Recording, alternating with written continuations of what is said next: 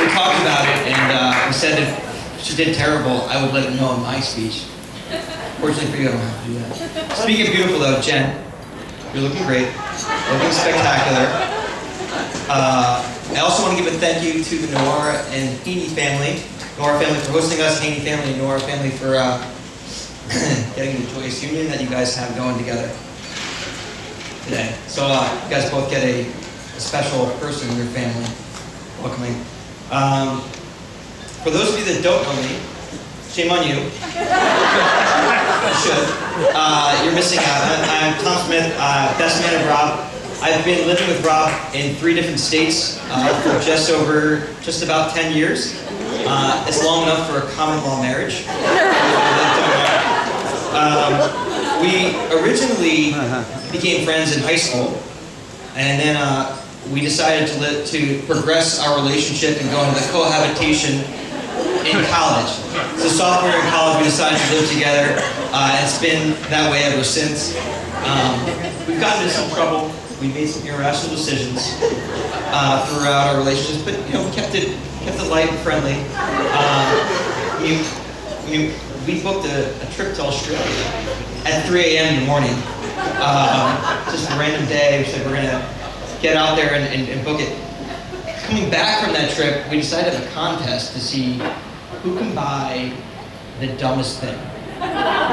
So I still think I won with a pogo stick, but Rob bought a crossbow, which we had target practice in our apartment.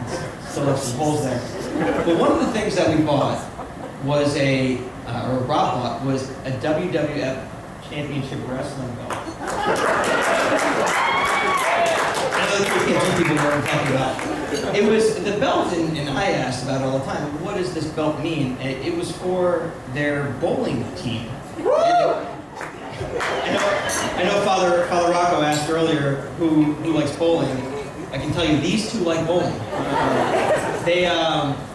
The belt was to signify the best bowler on the team for the KPMG team. Now, there were 2 different KPMG teams, and I didn't know this. I knew that there was a legacy team, and that was the old-timers that had been there a while. Yeah! But there was a new crew, and apparently Jen was on that crew, and Rob bought this belt, I think, to kind of show off his talent and how great he was at bowling, so to kind of give himself a leg up. So a couple weeks after he bought the belt and he kind of showing it off, let's have a party. And we had a few parties at our place, not too many. And he's, the day before the party, we were getting ourselves ready, stocking the kegerator, having the bar fully stacked. And he says, this girl Jen is going to come. And I said, oh, okay. Who's Jen? How do I know her? What's she doing?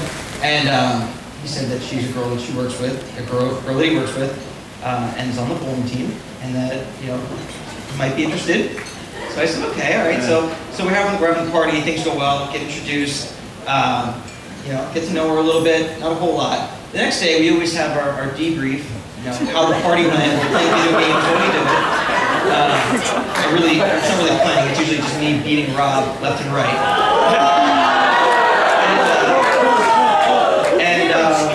And all of the topic conversation was Jen. And we just talked about how nice she was, how great she was, and how, all about her. I could tell something was different. First time that he's ever really done that. So, okay, let it go. A couple weeks went by and they started dating. Jen came by a little bit more. I got to know about her feisty personality, her quick-witted sense of humor, and her generosity. She was a lovely girl. She came by and Rob started to smarten up. He wasn't really buying any more of those stupid things. No more crossbows, no more belts. His fashion sense got a little bit better.